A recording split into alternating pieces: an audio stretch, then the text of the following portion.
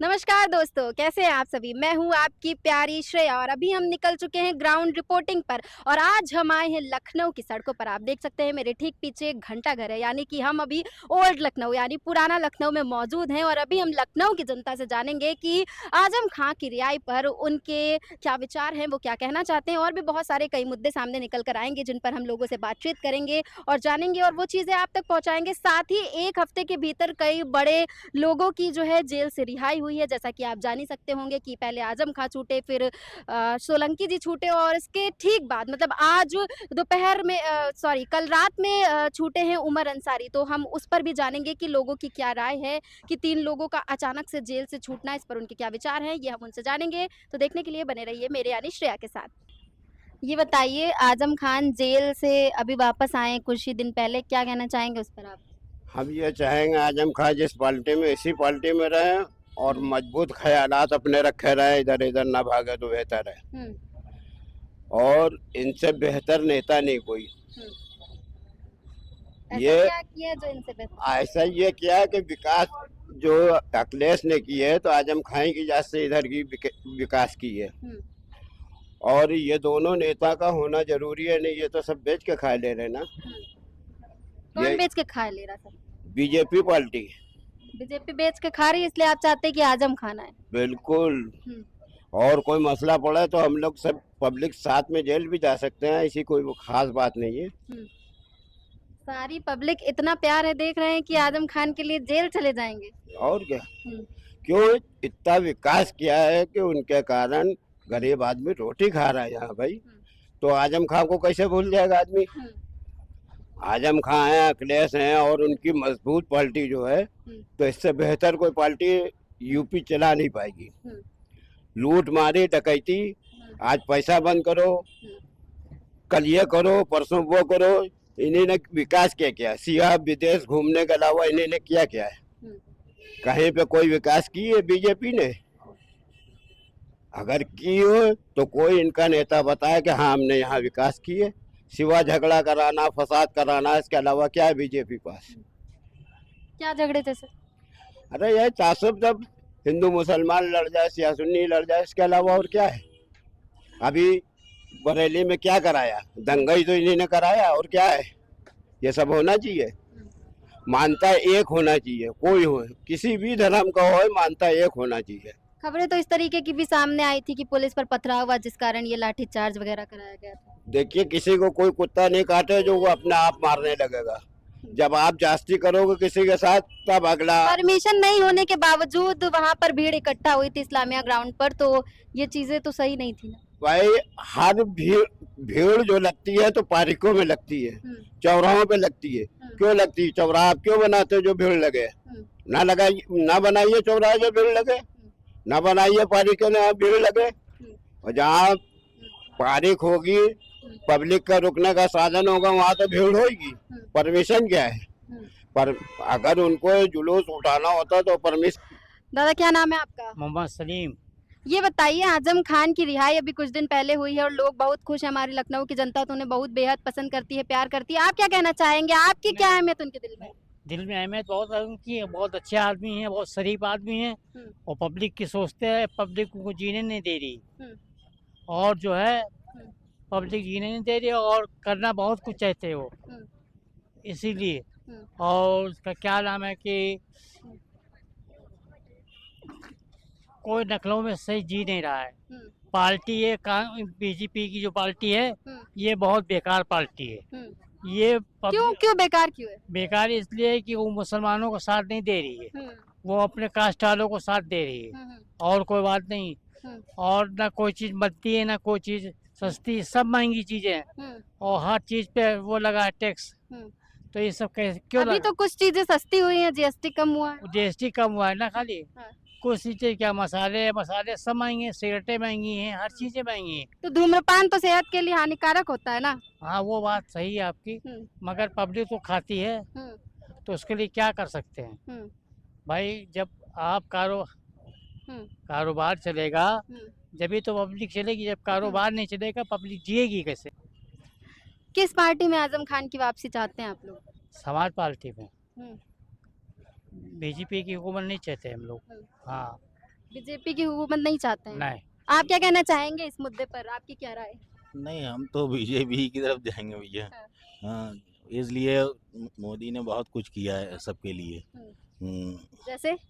जैसे क्या राशन दिया, हर चीज़, गैस सिलेंडर दिया, सब कुछ दिया। हाँ। कॉलोनी का भी फॉर्म भरा, आप देखिए कॉलोनी भी हो सकता पास हो जाए। हम्म। मगर कुछ लोग जो बीच में दलाल हैं वो नहीं आने देते हैं। हम्म। हम्म, बस ये चीज़ें हैं। हम्म। बीच में मोदी की तरफ से तो आता है, इधर से बीच में दलाल लोग खा जाते हैं। हम्म। अच्छा, अभी 3 बड़े लोगों की रिहाई हुई है 1 हफ्ते के भीतर। आज़म खान छूटे, आज उमर छूटे और कल इरफान सोलंकी छूटे थे। तो 3 लोगों की अचानक से ये रिहाई जो हुई है, इस मुद्दे पर आप क्या कहना चाहेंगे? नहीं तो इसमें भी सब राजनीति चल रही है, अब क्या हम बनाए उसमें। भाई कानून ने उनको जमानत मंजूर कर ली है, उसके लिए हम लोग क्या कर सकते हैं। भाई जब जैसा गुनाह करा वैसा उनको सजा मिलेगी, बस और क्या है। कोई भी हो, हम हो या कोई हो। हम्म, आपको क्या लगता है कि आज़म खान जो इतने साल तक सजा काट कर आए हैं, इस पर क्या टिप्पणी है? और अचानक से उनकी रिहाई हुई, तो इस पूरे मुद्दे पर क्या? हाँ तो इसमें कुछ पार्टी का वो है सिस्टम, अब क्या उसमें हम क्या बताएं हम। दादा कह रहे हैं कुछ राज है इसमें भी, हाँ, क्या राज है जैसे? इसमें ये राज है हाँ। कि इनको लियाओ हाँ। और मुसलमानों को एक कर लो, हाँ। और उसके बाद जो हंगामा करना है वो कर लो, हाँ। और फिर अलग कर दो इनको, और फिर उनको कटहरे में छोड़ दो। ये है। ऐसा लगता है आपको? हाँ, ऐसा लगता है हमको, हम्म। और कोई बात नहीं, बस समझ लीजिए आप। तो दादा का कहना है कि इसीलिए आजम खान की रिहाई हुई है। जैसे कि हम बाहर निकले हैं तो अलग अलग मुद्दे निकल कर सामने आ रहे हैं। बाकी लोगों से भी हम जानेंगे कि उनकी क्या राय है, क्योंकि ये एक बहुत बड़ी बात है, एक बहुत ही ज्यादा सोचने वाली चीज है। इसीलिए आज हम लखनऊ की सड़कों पर निकले हैं और लोगों से उनकी राय जानने निकले हैं कि उनकी क्या राय है आजम खान की रिहाई पर। तो भाई घूमते घुमाते हम पहुंच चुके हैं लखनऊ के घंटा घर के पास और अभी हमारे साथ एक लोग जुड़ चुके हैं। सबसे पहले हम आपका नाम जानना चाहेंगे जी, सर। मेरा नाम आमिर हुसैन है। आमिर जी, ये बताइए कि इस टाइम एक बहुत बड़ा चर्चा का विषय बना हुआ है आजम खां। आजम खां सुनते ही आपके दिल में क्या आता है? आज़म खां सुनते हमारे दिल में यही आता है कि ये सपा के वरिष्ठ नेता थे और अपनी बाबाक टिप्पणियों के लिए मशहूर हैं। कुछ कुछ चीज़ें टिप्पणियों में कॉन्स्टिट्यूशनल के बाहर भी चली जाती हैं और कुछ कुछ चीज़ें, देखिए कोई भी चीज़ आदमी अगर बोलता है तो वो आसपास की इलेक्शन की चुनाव को दायरे रख के बोलता है। अब ये जो इनकी रिहाई हुई है, मेन मुद्दा ये है कि सरकार ने ही इनके ऊपर मुकदमे जो थे, देखिए अब यहाँ पे इस टाइम योगी जी का शासन है। अगर शासन बदलता है या नहीं बदलता है तो इसका मतलब ये नहीं है कि अगर आपने कुछ गलत किया है या अपराध किया है तो आप उससे बच जाओ। तो कोर्ट ने डिसाइड किया कि ये गिरफ्तार हो, कोर्ट ने डिसाइड किया कि ये छूटे। तो इसमें तो फिर कोई ऐसा नहीं है कि किसी पॉलिटिकल पार्टी के इन्फ्लुएंस पे, अगर आप ये कह रहे हैं कि आप किसी की पॉलिटिकल पार्टी के इन्फ्लुएंस में छूट गए या गिरफ्तार हो गए तो आप तो डायरेक्टली हमारे संविधान पे उंगली उठा रहे हैं। तो ऐसा नहीं होना चाहिए। और दूसरी चीज़ ये है कि आर्टिकल 25 ये हमको देता है कि फ्रीडम ऑफ स्पीच देता है रिलीजन में। अब जैसे कि आई लव मोहम्मद वाला चल रहा है या कोई भी चल रहा है तो फ्रीडम ऑफ स्पीच ठीक है, आप अपनी रिलीजन को आप एक्सप्रेस करिए। आप अगर हिंदू हैं तो आप अपना रिलीजन एक्सप्रेस करिए। हम लोग तो यहाँ पे पुराने लखनऊ के लोग हैं तो हर मिक्स गैदरिंग में हम लोग की पढ़ाई बढ़ाई हुई है, तो क्रिसमस से लेकर होली दिवाली सब मना है। लेकिन इसका मतलब ये नहीं है कि कोई भी आके फिर वो माहौल ख़राब करने वाली जब चीज़ हो जाती है तो उस चीज़ में थोड़ी दिक्कत होती है। और आजम खान साहब ठीक है, अपनी बेबाक टिप्पणियों के लिए जो है वो रहे हैं, पर अब ये है कि अब अगर वो छूट के आ गए हैं तो जाहिर सी बात ये है कि अब उनको थोड़ा सा अपने जो कॉन्स्टिट्यूंसी है, रामपुर के हैं शायद वो, तो उसके लिए काम करें। और यही है कि बस अब देखिए पॉलिटिकल, आप किसी भी पॉलिटिकल पार्टी से अगर रखते हैं तो आप तभी, मेरी नज़र में एटलीस्ट, तभी आप अच्छे नेता बन पाओगे जब आप अपनी कम्युनिटी को बढ़ाओ। कम्युनिटी को बढ़ाने का मतलब है एजुकेशन की तरफ लेके जाओ, नौकरी के लिए लेके जाओ। ये नहीं कि आप कोई भी आप सड़क पे किसी से आप प्रदर्शन करा लो या कर लो, वो काम आपका नहीं है। तो अब देखते हैं आजम खान साहब रिहाई के बाद उनकी सेकंड इनिंग कैसे होती है। तो हालांकि सपा सरकार में हम लोग क्योंकि शिया मज़हब से रखते हैं तो कुछ चीज़ें थी, जैसे एक बार लाठीचार्ज हो गया था यहाँ पे, तो नाराज़गी तो थी। पर यह है कि देखते हैं अब क्या होता है इनके साथ, क्या है, कौन सी पार्टी। कयास तो ये भी लग रहे हैं कि ये बसपा ज्वाइन कर रहे हैं या सुनने में ऐसी भी सुनने चीजें में हैं। आ रही चीजें बसपा ज्वाइन कर रहे हैं। तो जिस पार्टी में भी रहें, जो इनके मूल सिद्धांत है उस पर रहें और देश के लिए काम करेंगे, तभी नेता याद रखा जाएगा। वरना फिर ये तो फिर ऐसे बहुत से नेता हैं जो पुराने पिछले काम को लेकर क्या कहेंगे? पुराने, मेरे ख्याल से सपा सरकार में इनके पास में होम मिनिस्ट्री थी शायद। हम्म। तो देखिए, अगर आप विकास प्राधिकरण भी होगा, देखिए, लेकिन अगर देखा जाए तो यूपी में लॉ एंड ऑर्डर के मामले में, जो कि मुझे बचपने से मैंने देखा है हम्म। कि जो बहन जी की सरकार थी हम्म। वो बेस्ट थी। बसपा। तो आप बसपा में ही इनकी वापसी चाहते हैं? ये वापसी, देखिए, वापसी ये किसी पार्टी में करें उससे कोई मतलब नहीं है। हम्म। जो इंसान की अपनी मॉरल वैल्यूज होती हैं हम्म। वो तो जिंदा रहनी चाहिए। हम्म।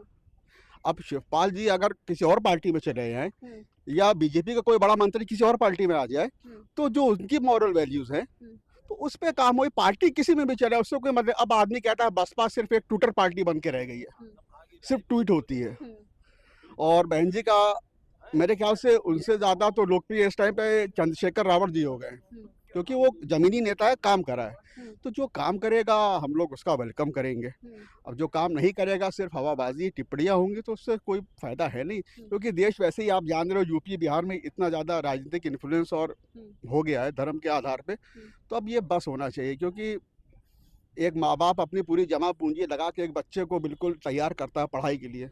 अब उसकी ना नौकरी लग रही है ना चाकरी लग रही है, तो उन माँ बाप पे क्या बीतेगी। आजकल आप ज़रा सा 2 लाख 3 लाख लोन ले लो बैंक से एजुकेशन, तो आपके पीछे पड़ जाएंगे वो।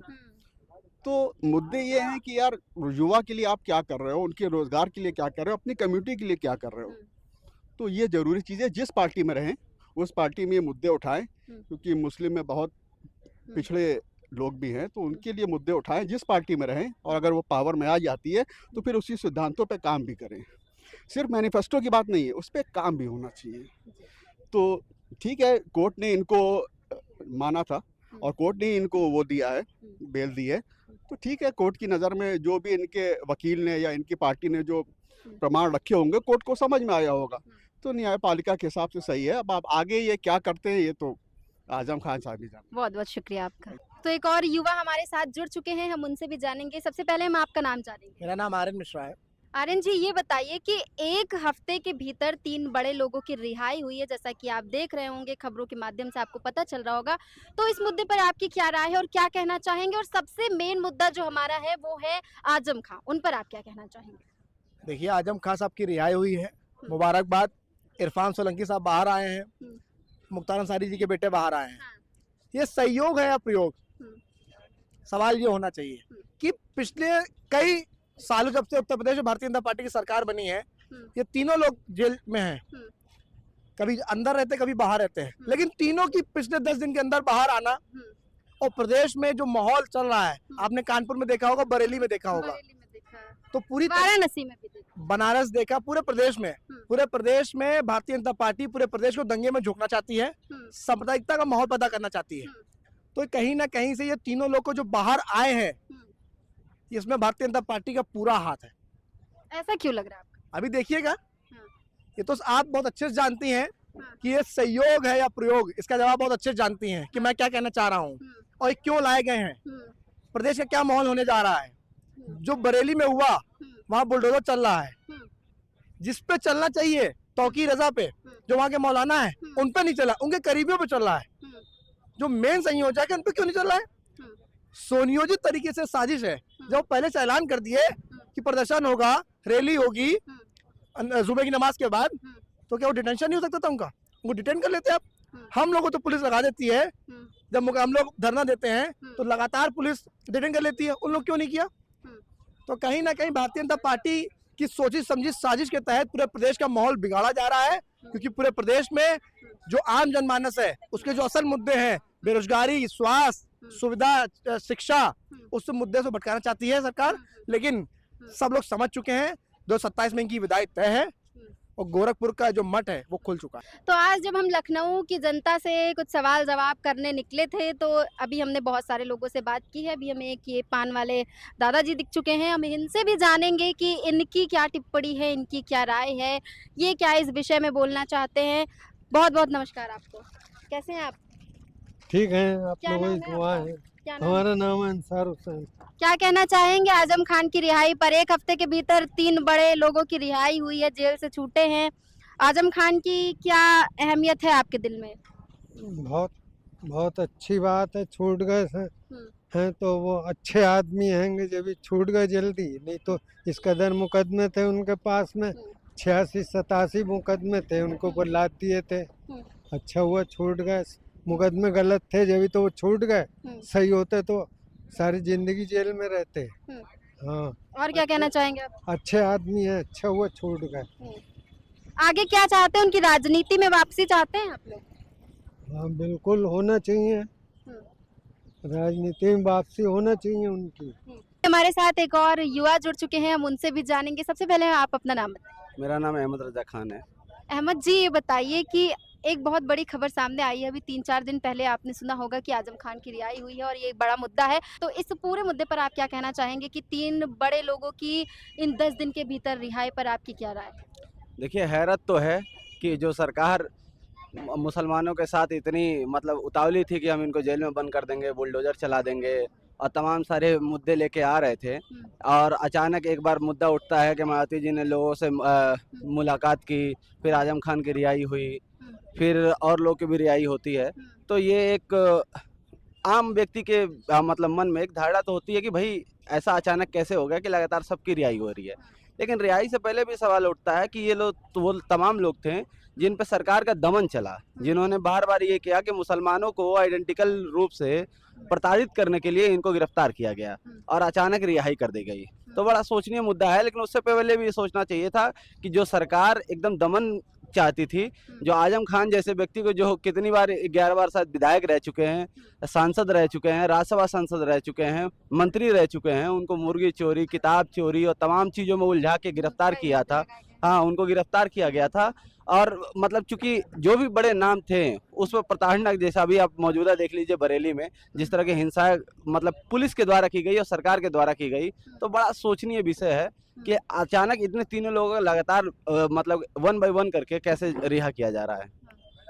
नहीं, परमिशन नहीं थी बरेली में, तो इसलिए मुद्दा उठा था क्योंकि वहाँ पर परमिशन नहीं थी। फिर लोग इस्लामिया ग्राउंड पर इकट्ठा हुए और सुनने में आया, खबरें आई ऐसी सामने निकल कर, हमने देखा कि वीडियो के माध्यम से कि पुलिस पर पथराव हुआ, इसलिए ऐसी चीज़ें हुई बरेली में। तो इस पर क्या ये आप इससे पहले भी देख रही होंगी कि वो एक मतलब वीडियो आया है अभी, उसके बाद से हिंसा के बाद से, पुलिसिया दमन के बाद से जो एक वीडियो आया है जिसमें लोग ये दिखा रहे हैं कि देखिए देखिए पुलिस वालों से कि ऊपर से पत्थर आ रहे हैं। हमको लगता है ये प्रायोजित था, भीड़ आई है आइला मोहम्मद के मतलब जो दमन हो रहा था उसके खिलाफ प्रोटेस्ट करने आई थी, और ये देश में पहला ऐसा मुद्दा नहीं है कि जब प्रोटेस्ट होता है, बहुत सारे मामले में ऐसा प्रोटेस्ट हुआ। आप देखें दलित सांसद जो थे उनके खिलाफ भी प्रोटेस्ट हुआ, लोग गए वहाँ पे, पुलिस तो दमन नहीं कर पाई। फतेहपुर में जो मकबरा तोड़ने गए थे वहाँ दमन नहीं कर पाई, वहाँ आपने देखे होंगे कि पुलिस मुस्कुराते हुए गलबैया करते हुए चल रही थी जो वहाँ पे तोड़ने गए थे, लेकिन वहाँ पुलिस का ये दमन नहीं दिखा क्योंकि सरकार की तरफ से उसको अलाउ नहीं था। अब यहाँ जैसे ही नाम दिख गया कि ये मुसलमान है, उनको लगा कि भाई हमारा आक्रोश जो है, संघीय आक्रोश जो पुलिस के अंदर एक बसा हुआ है, उसको निकालने का एक सुनहरा अवसर है। जब ये सुनहरा अवसर उनको प्राप्त हुआ है तो उन्होंने पूरी लाठियां भाजी हैं। अब देखिए कि इसके बाद से पता नहीं कितना हिंसक घटनाएं होती हैं, कई जगह आंदोलन होते हैं, विरोध प्रदर्शन होते हैं, और प्रोटेस्ट करने जाते हुए, ज्ञापन देने जाते हुए कई बार हिंसक झड़पें होती हैं। अच्छा, मेरा एक सवाल ये भी है कि आई लव मोहम्मद के बैनर पोस्टर लेकर ऐसे सड़कों पर टहल कर, ये क्या प्रूफ करने का वो है?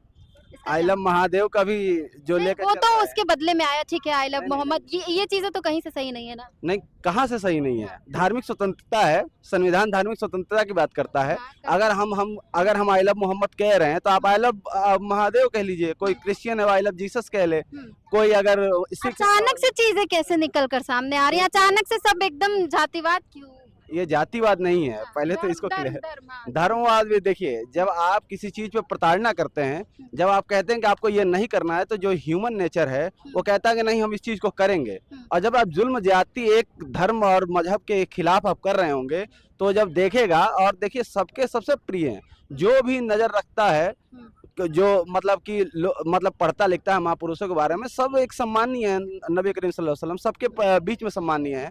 लेकिन जब देखते हैं कि जब जो हिंदुत्ववादी सरकार है, जो संघी सरकार है, वो एक नाम पे ही जब मतलब आइडेंटिकल रूप से उसको प्रताड़ना करती है, तो लोगों के बीच में जो गुस्सा पनपा रहता है कि भाई तुम हमको नमाज पढ़ते हुए लात मार देते हो दिल्ली में, तुम हमारे घरों पे बुलडोजर चला देते हो। अब नबी करीम सल्लल्लाहु अलैहि वसल्लम से मोहब्बत की जब बात आएगी तो भी तुम हमारे खिलाफ प्रताड़ना करोगे तो बड़ी दिक्कत हो जाती है, तो लोग उसमें बाहर आते हैं। अब अच्छा, एक बार हम फिर से आजम खां पर वापस लौटना चाहेंगे। आजम खां का नाम सुनते ही आपके दिल में उनकी क्या छवि बनती है?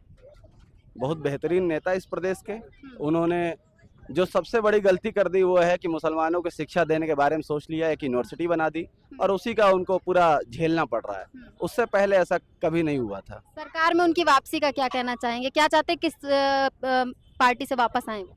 देखिए अब ये अफवाहों का बाजार भी गर्म है, हाँ। सारी चीजें चल रही हैं, लेकिन जब उनका अपना व्यक्तिगत स्वतंत्रता है, वो बेहतरीन हमसे तो काफ़ी होशियार समझदार हैं, उन्होंने 10 को राजनीति की है, तो मैं उनको क्या ही सुझाव दूंगा। लेकिन मैं ये चाहता हूं कि जहां मजबूती रहे, जहां ये दमनकारी सरकार हट जाए, वहीं पे वो रहें और इस दमनकारी सरकार को हटाने का काम करें। अच्छा, आजम खान ने हमारे द रेड इंक के चैनल के माध्यम से अपना इंटरव्यू दिया जिसमें वो भावुक हो गए, रोते हुए नजर आए, आंसू पोंछते हुए नजर आए। तो वो एक अचानक से, वो तो एक ऐसे नेता हैं जो इतनी जल्दी भावुक, अचानक से जब वो भावुक हो उठे, उस पर आप क्या कहना चाहेंगे कि वो ऐसे मतलब इतना कठोर नेता अचानक से भावुक कैसे हो सकता है? देखिए, इंसान के साथ जब जुल्म होता है, ज्यादती होती है, किसी को बिना मतलब के इतने सालों तक आप जेल में रखेंगे और जब कोई उसको कुरेदेगा, जो जख्म अंदर बंद है, उसको जब कोई बाहर लाने की कोशिश करेगा तो आंसू के रूप में ही आएंगे।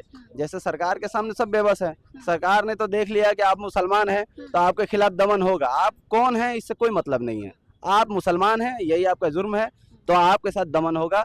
और जब उसी दमन के कुछ चक्कर में कोई फंस जाता है तो आजम खान जैसा व्यक्ति हो वो रो देगा। बहुत बहुत शुक्रिया आपका।